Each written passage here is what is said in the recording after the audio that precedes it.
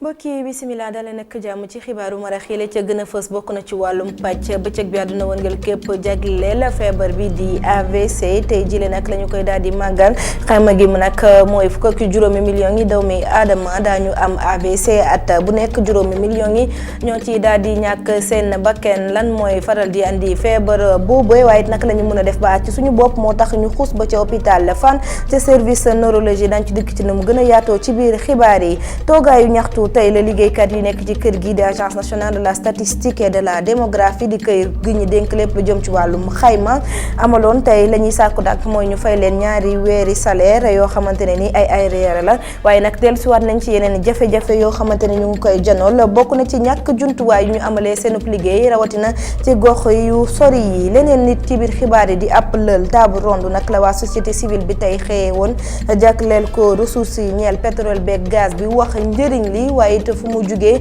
ak naka la ñu ko war a jëfandikoo mbokk yi loolay ponk yi bu ngeen taaxirloo ñu daal di koy faram-fàccee.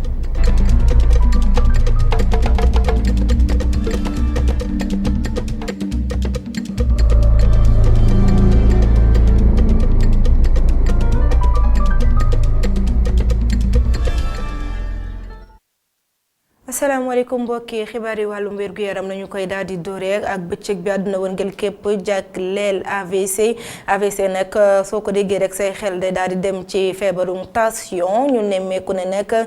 fukk ak juróomi million ci àdduna wëngal képp nag daañu am AVC at bu nekk fii ci Sénégal nag de suñu benn yoon ginnaaw feebar boobee nag lan moo koy sookee ñu nemmeeku ne it bàyyiwul góor jigéen mag ak ndaw lu ci bëri nag ci tension buy yéeg lay daal di dooree bu la daanelee sax mën nga caa ñàkk sa bakkan wala sax nga am ci ay cër yu bañ ak lu mu ci munti doon daal dinañu xuus ba ci hôpital Fann ak professeur Ibrahima Pierre Ndiaye ci service neurologie Amago Robert Niang Souleymane Diallo.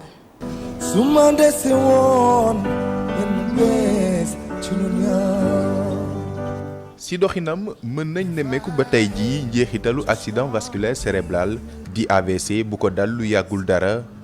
soxna si ñu ngi ko fekk fii ci service neurologie bu hôpital Fann moom nag ci biir ay nelaw la ko AVC fekk. mi ngi commencé si magal bi daal la sentir ne fu mu nekk je suis tombée dans les vapes may dem man daf ma fekk ma doon nelaw si nelaw la ma fekk bon après. damay fàtte foofu nekk nii. mu àndoon ak cawarte lool doon doxit ay soxlaam nu mu waree tey jii tànku ndeyjooram di bañ yaakaaram mu wekk ko ci paj mu muy suivre jamono jii. après ma daal di dem hôpital ñu dugal ma ci traitement yi quoi ma dugalee ci traitement yi may dem di dellusi ba léegi. metti na. AVC dip accident muy luy bette lu mën a laal artère wala veine yi ak it bopp nit ki. AVC bu la dalee plus ngay ñëw hôpital plus tôt c'est-à-dire plus ngay teel a ñëw plus ngay am ay chance te peut-être que fan yi wala weer yi di ñëw ci kanam di ngeen xam parce que loolu day permettre mu jouer sur prise en charge bi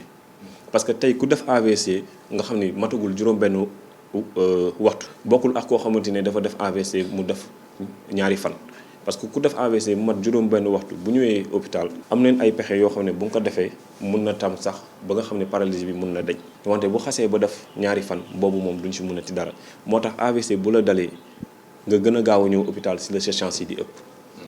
ngir moytandiku ko nag faaw nit ñi am dundin bu mucc ayib ñeel seen lekk ak it di yëngu saa su ne. Il y a des mesures d'hygiène qui sont de faire du sport, de manger moins gras, de manger moins salé, de manger moins sucré, d'être moins sédentaire, donc d'éviter certains aliments le soir et de boire également de l'eau. tey itam ñuy faral di gis itam ni AVC day laal ndaw yuy nekk sax seen diggi doole waaye fajkat bi di ñu xamal ni AVC mën na laal ku nekk dafa fekk rek kër taskatu xibaar yi ak xarale yi ñoo gën a yokk ñoom it. bu njëkk gars yi daan woon ñu médiatiser parce que mais léegi nit ñi dañuy feebar bu pare dañuy gëstu léegi nag médiatisation boobu dafa gën a tax nit ñi xam ni nekkati AVC mun na dal xale comme mun na dal mag comme mun na dal ku gën a ndaw. bu ñu sukkandikoo ci kuréel gu yor wér-gu-yaram ci àdduna bi di OMS AVC dina dal benn nit juróomi seconde yu nekk ci àdduna bi muy lu doy waar ba tax na ku nekk war a xool lu muy lekk teg ci di def sport waaye tam di seet wér-gu-yaramam juróomi weer yu nekk wala at bu jot maanaam di def li ñuy woowee bilan sanitaire. jërëjëf Amago Robert Niang ñu daal di wutali ci Mbour gi jàpp lël woo xamante ne amaloon nañ ko fa lël woowee nag ñu ngi ko jagleel lu ñu dippee défi dividende démographique xool naka la ñuy sukkandikoo ci ndaw ñi gi gën a suqali yenn ci réew yi bokk na ci réew yi nekkee ci Afrique lël woowee nag nemmeeku nañ ne li waral koom gi di lompoñ bokk na ci surpeuplement maanaam askan wu takku woo xamante ne nemmeeku nañ ko ci dëndu Afrique yi Alioune Kane.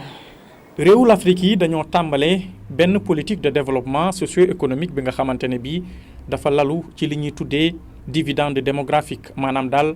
sukkandiku ci nit ñi ngir daal jëmee koom-koom bi ci kanam. ci loolee nag am na ay résultats yu am solo yi réew yi am niki réewum Sénégal. pour jigéen da am doom loru wàññeeku na waxatuma amatul mais wàññeeku na di gis xale également bu juddu dee wàññeeku na donc loolu am na jéego yu am solo yu ñu ci def donc xale yi suñuy juddoo de 0 ba ci juróomi at ñu ngi leen di toppatoo di leen di ñàkk ba yokk seen wér suñu yeggee juróomi at nag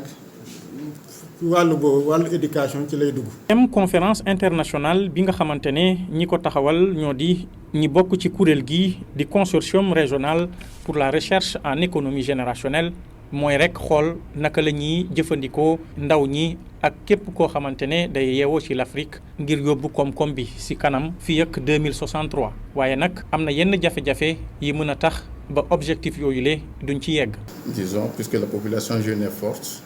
mais ça. population bi am na ndaw yu bëri loolu mën na doon opportunité buñ ko exploité monsieur le directeur mu ngi ko doon wax sànq loolu buñ ko defee mën nañ am résultat yu bëri mu doon ci wàllum éducation bi wala sax ci wàllum wergu-yaram bi. capacité en termes d'éducation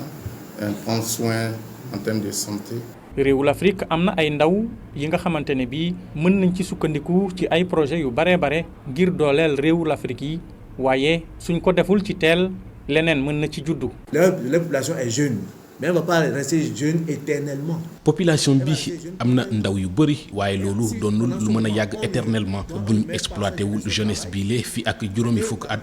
dañuy màgget te bu boobaa perte la ci ñun yëpp. nous serons des vieux.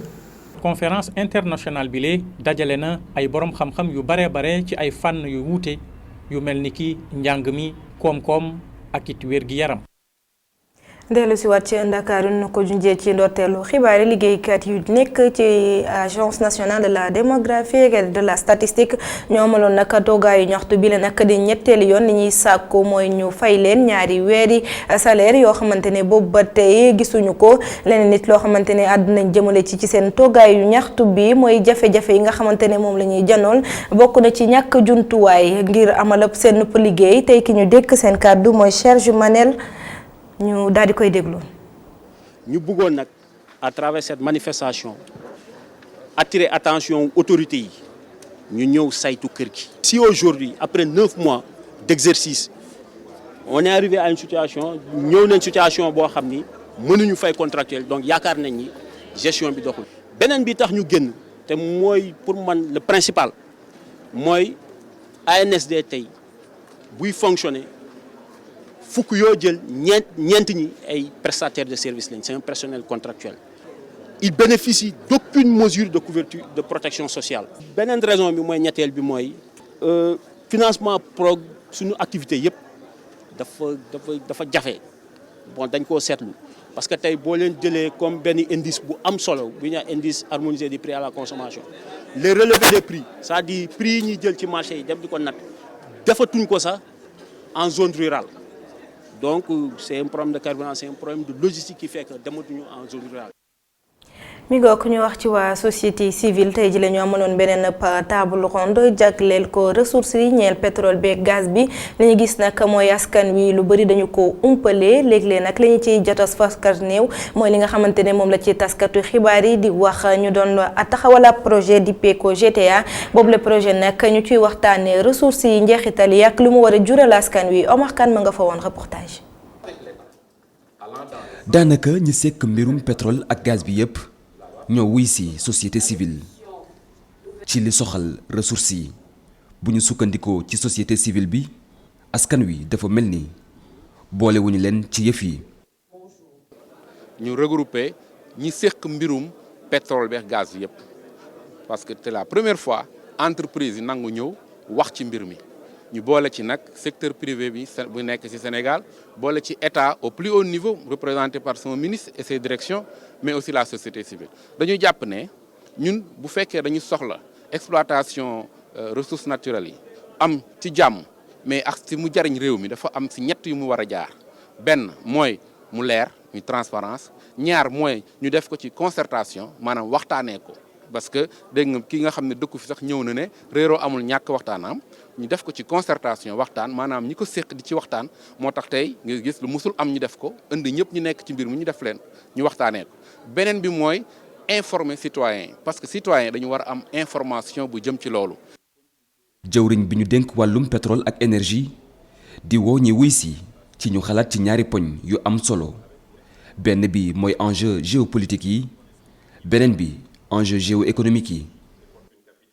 lii ñuy waxtaanee fii tey muy gaz bu nekk bi booru Ndar lu nu bokkal ak Mauritanie donc moo tax ma wax leen ni loolu duñ ci war a dëgg pour gën xalaataat sunu diggante ak Mauritanie gën xalaataat suñuy diggante ak ñu nu dëkkaale ñi pour gën a rafetoo pour gën ko dëgëral nu gën a nekk ci jàmm pour mën a jëriñoo waa Mauritanie jëriñoo ko nun nu jëriñoo ko ndax néew na lu muy am te réew yi duñ ko xëccoo pétrole wala gaz bu feeñ ci diggante ñaari réew ñaari xëccoo nun ci xam.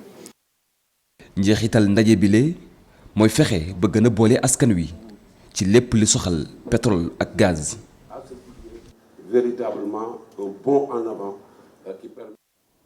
Omar Kane dañuy desandi ba tey ak jëwriñ gi ñu dénk wàllum pétrole ak énergie moom Mamadou Makhtar Cissé gis ne fu mu toll nii nag li ñu war a def mooy xool ñi nga xamante ne seen xam-xam dafa màcc ci wàllum pétrole nekk doomi réew yi Sénégal te nekk ca biti réew ñu wuti pexe ngir delloo si leen ci réew mi looloo tax nag ñu war a amal ab waxtaan wu yaatu ci janvier 2020 bi ñu dëdmal ñu daal di déglu jëwriñ gi.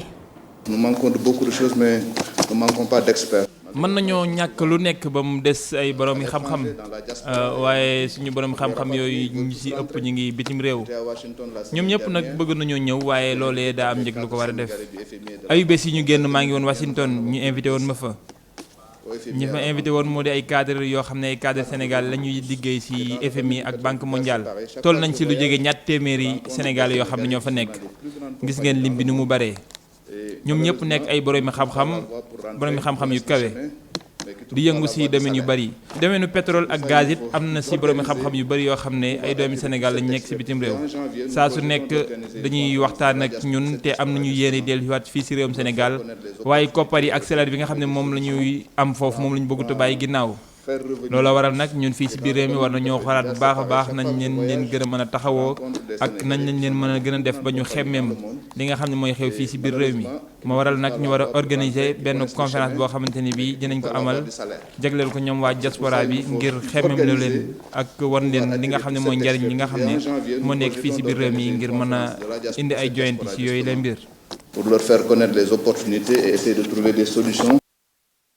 Conseil économique social ak environnemental soobu nañu tey jile ci seen ñaareelu session ordinaire session boobee nag lañ ca war a waxtaanee bokk na ci mbirum civisme waaye it naka la ñu war a doxalee ci kaw tali bi mu nekk ay poñ yu am solo yoo xamante ne ci jamono joo xamante ne ñu ngi wax ne accident yi dañoo bëri loolu ci réew mi ñu déglu ci Aminata Touré moom mi jiite boobule kuréel.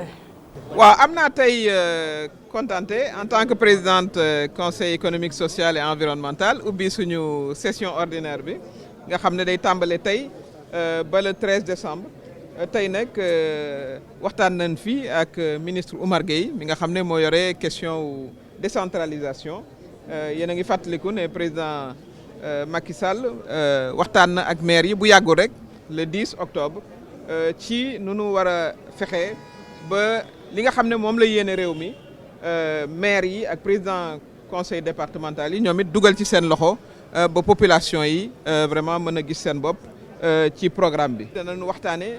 li ñu naan civisme ak citoyenneté maanaam doxalinu citoyen yi maanaam sénégalais yi pour que sunu réew am discipline pour que sunu réew set pour que ñu am espace yoo xam ne yi nit ñi dinañ ci mën a dund dundin goo xam ne gi daal ku ne da nga ci gis sa bopp muy civisme ak citoyenneté dinañ ci organiser ay waxtaan dinañu aussi waxtaanee maanaam modernisation de l'administration nu ñuy fexee ba sunu administration yi sunu fonctionnaires yi seen liggéey gën a xarañ population bi gën a gis seen bopp ci loolu. ñu desandi ba tey ci ñaareelu session ordinaire boobee ni mu ko junjee nag waxtaan nañ ak jawriñ gi nga xamante ne moom la ñu dénk wàllum collectivité territoriale yi ci noonu nag acte 3 de la décentralisation bokkoon na ci poñ ba ca gënoon a fës ak jafe-jafe yi nga xamante ne ñoom la maire yi di janool jawriñ gi nag ne dina taxaw jël ci motuwaay ngir saafara yooyu les jafe-jafe reportage Alioune Gueye Augustin Manda. Conseil économique social environnemental bëgg a indi wàllam ci acte 3 de la décentralisation jox communes yi li ñu moom nekk lu soxal loolu njiitu réew mi. acte 3 de la décentralisation fi mu commencé ba léegi juróomi at yi lan lañ ci am lan moo ci baax lan lañ ci gën a mën a yëwénaatal ba mu gën a baax et cetera donc loolu lépp waxtaan nañ ci incohérence territoriale yi waxtaan nañ ci fonction publique locale waxtaan nañ ci également. Formation bi nga xam ni war na am wax nañ ci financement collectivité territoriale yi loolu lépp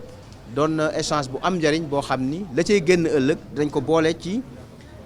xayma bi ñuy def globalement pour jébbal document bi président Macky Sall pour mu mën a jël ay décision nag ci ñu jëm ci deuxième phase u acte 3 de la décentralisation.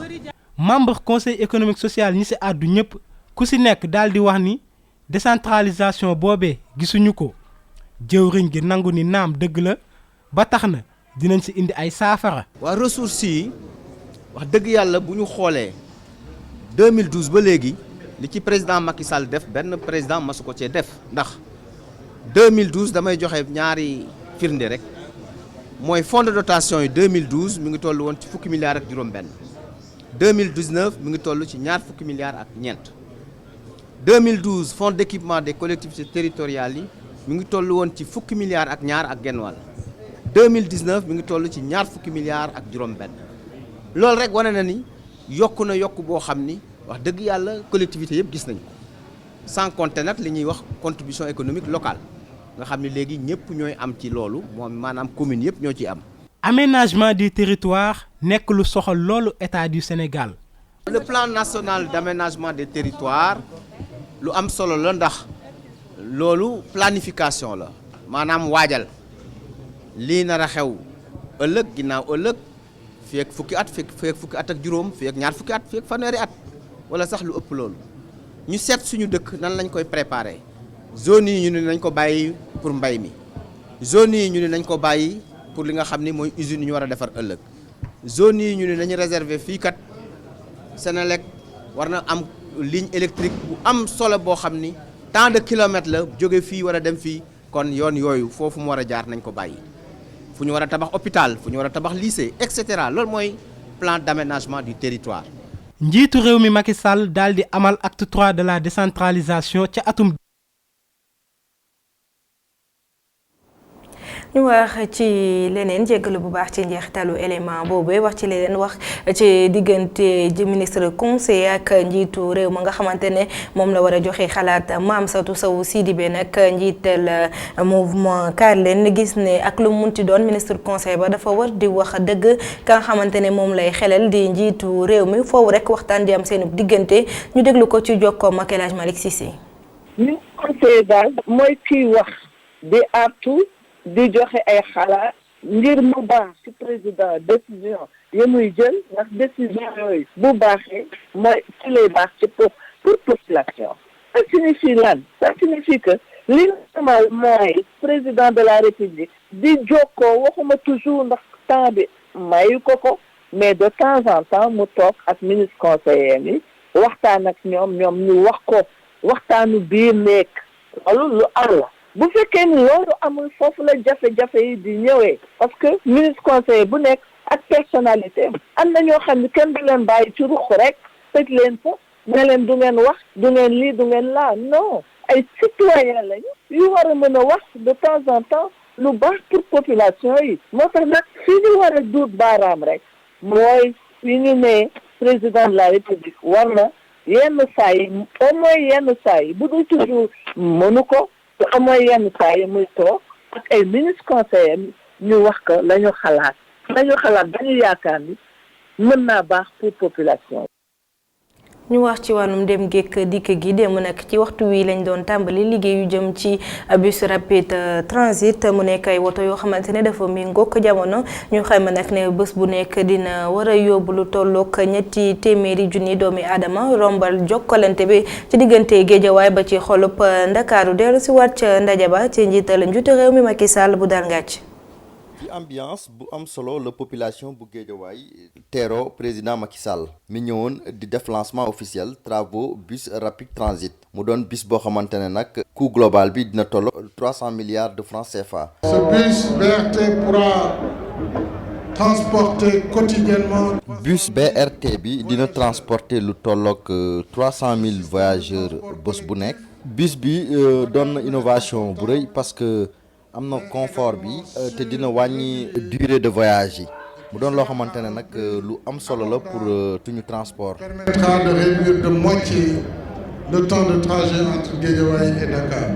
projet BRT bi dina concerner lu tolloog 24 communes ci région bu Dakar te dina indi lu am solo jëm ci wàllum dem ak dikk bi.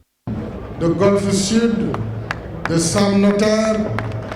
mais aussi ici à Guédiawaye. de Wakhinane Nimzatt qui va accueillir. BRT bi dina jaar ci lu tolloog fukki ak ñeent commune dina jaar Golfe Sud jaar ci Sam Notaire Wakhinane Nimzatt foofu sax mooy doon garage bi. dina traversé ci département Dakar commune bu Cambérène Parcelles Assainies Patte d'Oie Grand Yoff Dieuppeul Derklé Sicap Liberté Mermoz Sacré-Cœur commune bu Fass Colobane Gueule Tapée Médina ak Dakar Plateau. de Fass, Colobane, Gueule Tapée, Médina et enfin Dakar Plateau. BRT bi dina yëpp lu tolloog 300 000 voyageurs bés bu ne ñu tolloog juróom-ñaari téeméeri nit dinañ liggéey ci projet boobule doon projet boo xamante ne dina indi lu am solo ci wàllum transport. Ce projet réalisé sur un linéaire. projet bi dina tolloog fukk ak juróom-ñetti kilomètres. fii ni ñu taxaw nag fii la mbir mi yëpp di tàmbalee. ñu def ci loo xamante ne ci wàllum investissement def nañ ci lu tolloog 300 milliards de francs CFA. projet d'un coût de 300 milliards. bus rapide transit bi dina yaxanal transport bi fii ci Dakar ak ci banlieue bi mu doon loo xamante ne askan wi soxla nañ ko lool waxtu wi.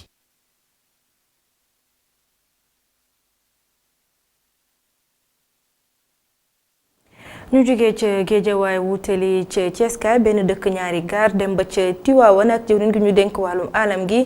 demoon seeti ji xalifa général di Tidiane jébbal koy jumtuwaay ngir lépp lu jëm ci waajtaayu gàmm geek set setal dëkk bi xalif ba nag daal di cay yëkkati kàddu ne mi ngi ñaawlu garab yi nga xamante ne ñu ngi koy dagg ci réew mi ci noonu moom it jëwriñ gi àdduna jëmale ci mbuus yi nga xamante ne muy mbuus yu ndaw yi te ñu waaye woon jaay gi ci réew mi ne foofu rek ñu xoolaat loi ba ñu ko jagleel ñu dem ca Thiès fekk fa suñu ndaw Isidore Alexandre Sène.